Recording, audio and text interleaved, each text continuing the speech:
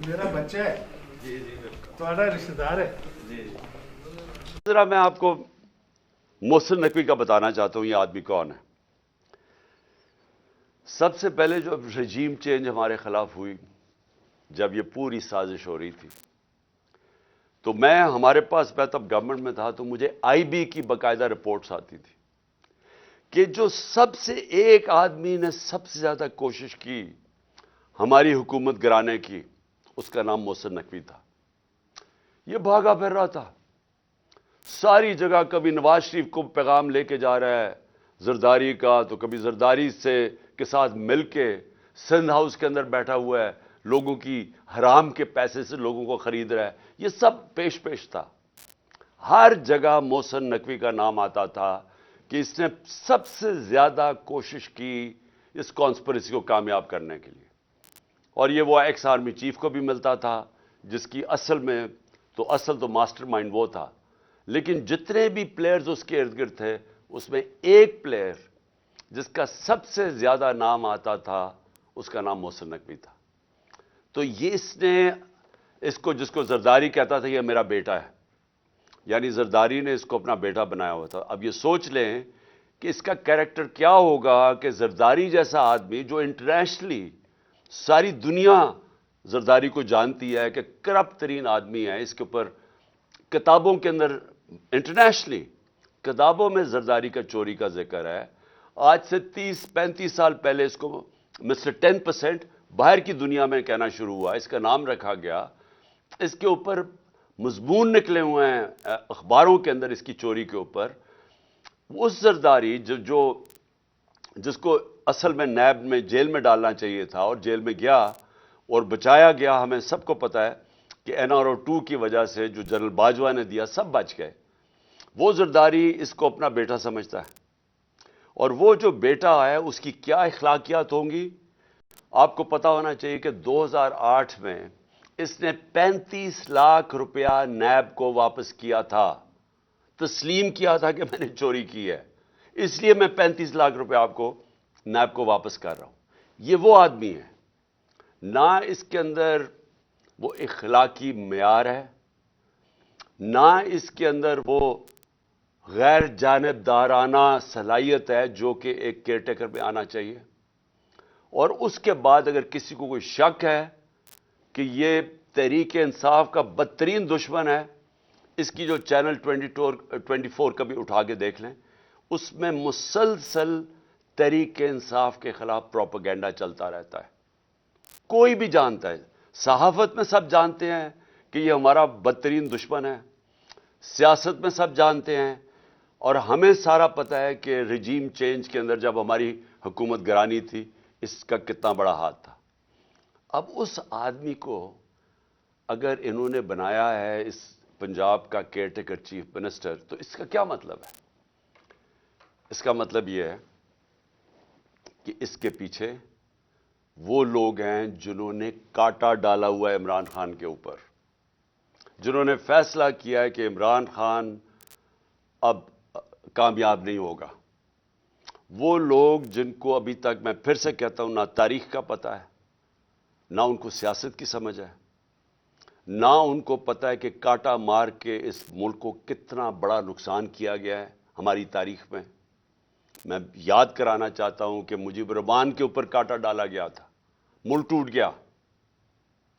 जब peoples party पे, जुल्फिकार अली भुट्टो पे कांटा डाला गया और उसकी पीपल्स पार्टी पे, तो खास तौर पे कराची में MQM बनाई गई, उसका कराची के ऊपर कितना नुकसान हुआ आप अंदाजा ही नहीं लगा सकते।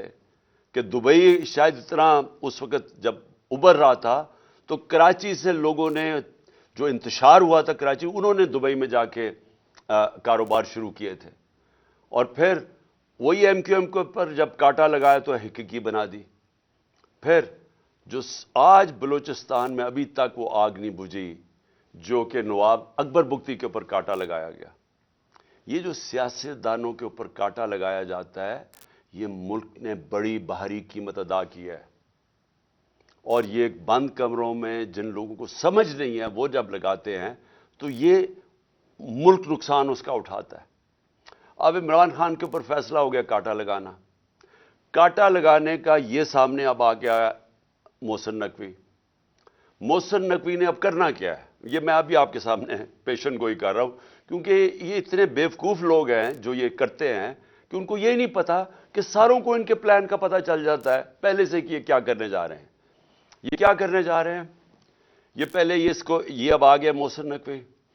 یہ اب وہ سارے وہ لوگوں کو لے کے آئے گا, پولیس والوں کو اور بیوروکریٹس کو, جو ہمارے سخت مخالف ہیں. جن لوگوں کو یہاں پاور دی جائے گی بیوروکریسی میں اور پولیس میں, جن کا ون پوائنٹ ایجنڈا ہوگا کہ تحریک انصاف کو اب کیسے دبا رہا ہے. سارا پولنگ سٹیشن الیکشن کا سٹاف ہوگا, وہ چن چن کے لگایا جائے گا کہ کیسے دھاندلی کر کے تحریک انصاف کو ہرانا ہے. ان کو خوف آیا ہوا ہے, پتہ ہے ان کو کہ اس وقت تحریک انصاف کی مقبولیت پاکستان میں کیا ہے, اور ان کو پتہ ہے کہ یہ الیکشن کے ذریعے اب ہمیں ہرا نہیں سکتے, اس لیے الیکشن کروانا نہیں چاہتے. الیکشن کو ڈیلے کرتے رہیں گے, اور کوشش ان کی اب تک یہی رہی ہے کہ کسی نہ کسی طرح اس کو ڈیلے کریں.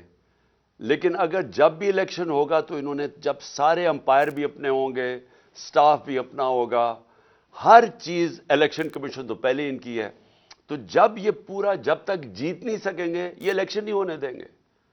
اور کیسز ہوں گے, عمران خان کو ڈسکوالیفائی کرو, اس کو جیل میں ڈالو, پی ٹی آئی کے لوگوں کو جو لیڈرز ہیں ان کے اوپر کیسز کرو, ان کو الجھا دو, ورکرز کو پکڑو اندر ڈالو, ایف آئی آر کرو. یہ بالکل جو زرداری کا جو فارمولا سندھ کے اوپر جو کنٹرول کر کے بیٹھا ہوا ہے وہ ایسے ہی ہے. کوئی اس کی زرداری کی پبلک میں, یہ ڈرتا ہے پبلک میں جاتے ہوئے. اس کی پیپلز پارٹی کی یہ مقبولیت ہے کہ سیلاب کے دنوں میں لوگوں کے سامنے نہیں نکل سکتے تھے اور ابھی بھی نہیں نکل سکتے. لیکن ان کا کام یہ ہے کہ پیسہ چلاؤ, خوف, ہراساں, ایف آئی آر, گنڈوں سے لوگوں کو ڈراؤ, اور پھر کھل کے دھاندلی کرو, اور کوئی ان کو پوچھنے والا نہیں, کیونکہ الیکشن کمیشنر ان کے اپنے لوگ بیٹھے ہوئے ہیں.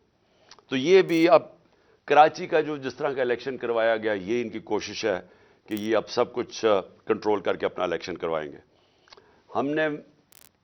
میں ویسے آپ کو بتا دوں, ہم نے پوری اپنی کوشش کی. ہم نے یہ کوشش کی کہ ہمارا ملک مشکل, جب ہماری گورنمنٹ گرائی گئی تو ہم نے کوشش کی کہ ہم ہر طرح اپنے ملک میں انتشار نہ ہونے دیں. ہم نے آئین کے بیچ میں رہ کے سب کچھ کیا. ہم نے آئین کے بیچ میں رہ کے اپنی ساری جتنے جلسے جلوس کیے, ہمارے کوئی 65 سے زیادہ جلسے میں نے کیے, اور پاکستان کی تاریخ میں سب سے بڑے جلسے ہوئے, پرامن رہے. کبھی اتنی بڑی پبلک نہیں نکلی, لیکن ہم نے کسی قسم کا انتشار نہیں ہونے دیا.